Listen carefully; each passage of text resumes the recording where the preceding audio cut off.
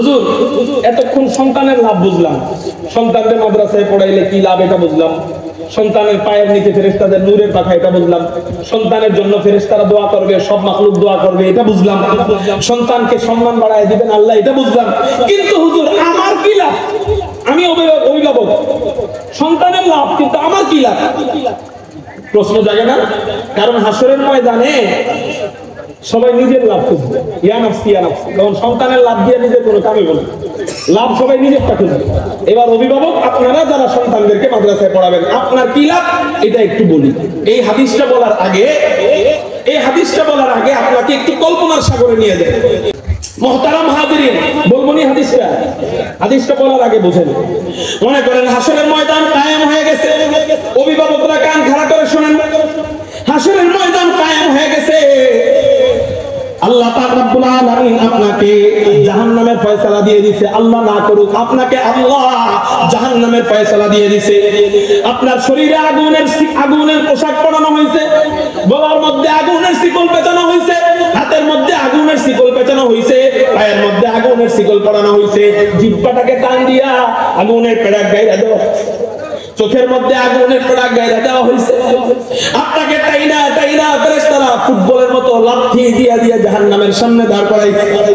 যাওয়ার সময় আপনার ডাক্তার সন্তানের সাথে সাক্ষাৎ হয়েছে।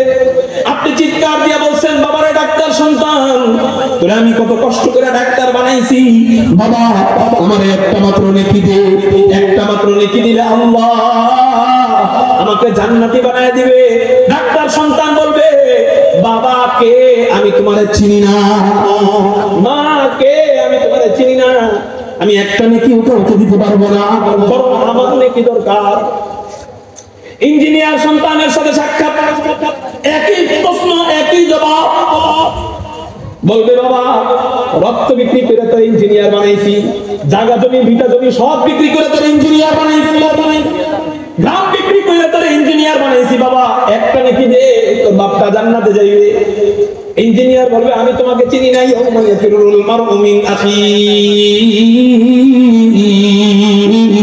ভাই ভাই থেকে পলায়ন করবে, মা বাপ সন্তান থেকে পলায়ন করবে, সন্তান মা বাপ থেকে পলায়ন করবে। দূর থেকে যখন দেখতে বাবা চিনবে, কিন্তু পরিচয় দিলেই তো একটা নেকি দিতে হবে, এই জন্য সাইড কেটে চলে যাবে, দেখা দিবে না। শেষে আপনি 5টা সন্তানের মধ্যে 4টা সন্তানকে আপনি বলছেন বাবা নেকি দে, একটা কেউ দেয় নাই। একটা সন্তানকে 5 নম্বর সন্তানকে আপনি কষ্ট করে আলেম বানাইছেন, কিন্তু সেই সন্তানের সাথে আপনার সাক্ষাৎই হয় নাই। কি হয় নাই? সাক্ষাৎই হয় নাই।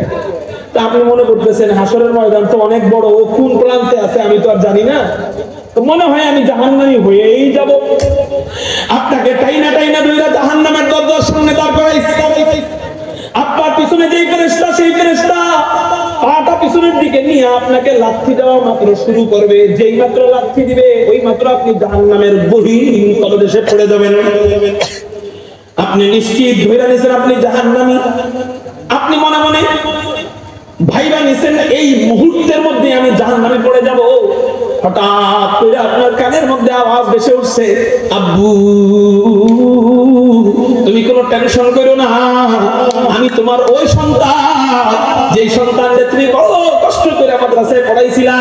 দুনিয়াতে তোমার বেশি কামাই করে খাওয়াইতে পারি নাই বাবা, দুনিয়াতে তোমার বেশি খেদমত করার সুযোগ পাই নাই বাবা, আমি তো কম বেতন পাইতাম, তোমার বেশি দিতে পারি নাই, কিন্তু বাবা আজকে আমি না তোমার জন্য কাজে লেগে গেছি। আমি মাত্র আল্লাহর সাথে কথা বলে আসছি, তোমার ব্যাপারে জান্নাতের ফয়সালা করে আসছি। আপনি বলতে পারেন, হুজুর এটা তো আপনি কল্পনীয় কাহিনী বললেন, আপনি নিজের থেকে বানানো কথা বললেন। এবার আসেন, এই কথাটা আমার বানানো না, হাদিস থেকে এটা আপনাদেরকে একটা বাস্তব চিত্র সামনে তুলে ধরছি। হাদিসের মধ্যে নবীজি কি বলেন, তিরমিজি শরীফের হাদিস, আর রাসূলুল্লাহ সাল্লাল্লাহু আলাইহি ওয়াসাল্লাম ইশফা'u ইয়াউমাল কিয়ামাতি সালাতাতুন আল আমবিয়া সুম্মাল উলামা সুম্মাশ শুহাদা। কারো জবান যেন বন্ধ থাকে না, চিৎকার দিয়া বলেন না আল্লাহু আকবার। হুজুর আকরাম সাল্লাল্লাহু আলাইহি ওয়াসাল্লাম বলেন, হাসরের ময়দানে আল্লাহ পাক রব্বুল আলামিন 3 প্রকার ব্যক্তিকে সুপারিশের অনুমতি দিবেন। চিৎকার দিয়া বলেন, কয় প্রকার ব্যক্তিকে সুপারিশের অনুমতি দিবেন? 3 প্রকার ব্যক্তিকে আল্লাহ সুপারিশের অনুমতি দিবেন। 1 নম্বর, এই মজার না শুনলে বুঝবেন না। 1 নম্বর আল আম্বিয়া, নবীদেরকে আল্লাহ সুপারিশের অনুমতি দিবেন। 2 নম্বর সুম্মাল উলামা,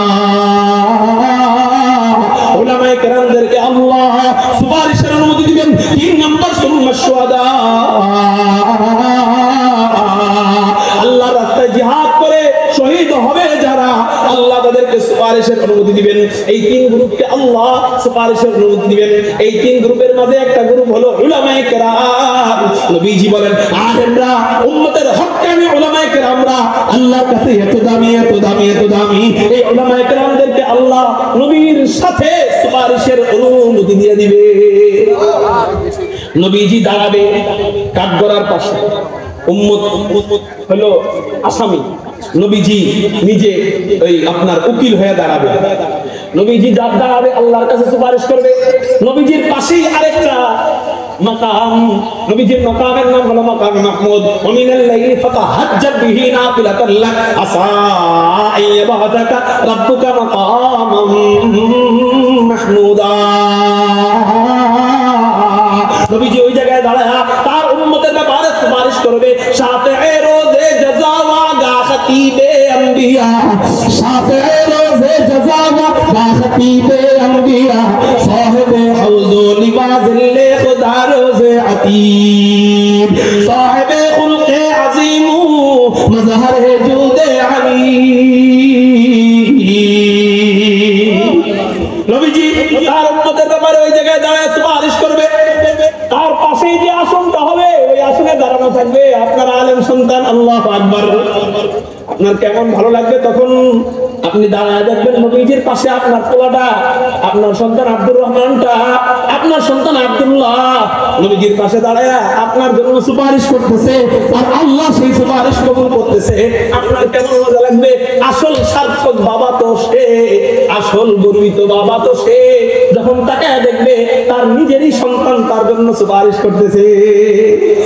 এটাই হলো অভিভাবকের লাভ, এটাই কিসের লাভ? এটা আখিরাতের লাভ। আর দুনিয়াতে যে লাভ চোখ বন্ধ হওয়ার আগে থেকেই শুরু হবে। চোখ বন্ধ হওয়ার আগে থেকে মানে এটা আপনাকে চ্যালেঞ্জ করে বলি, আপনি বৃদ্ধাশ্রমে যায় দেখবেন। এই যে বিবিসি নিউজে গত কয়েকদিন আগে আসছে, 2 ছেলে ইঞ্জিনিয়ার, 2 ছেলে ডাক্তার, এরকম একটা সংবাদ আসছে। কিন্তু বাবাকে ঈদের জন্য 1 টাকাও দেয় নাই। বাবা ভিক্ষার মতো অবস্থা, ভিক্ষুকের মতো লুঙ্গি পরে গেছে ঈদগাহে নামাজ পড়তে, অথচ 2 ছেলে ডাক্তার, 2 ছেলে ইঞ্জিনিয়ার। বৃদ্ধাশ্রমে যাইবেন, কোন বাবার সন্তানদেরকে আপনি শুনবেন না যে হাফেজ, মাওলানা, মুফতি। সব ডাক্তারের বাপ, ইঞ্জিনিয়ারের বাপ, ব্যারিস্টারের বাপ। তাহলে হেরা ফল পাইতেছে মরে যাওয়ার পর থেকে না দুনিয়া থেকে? ভালো ফল না খারাপ ফল?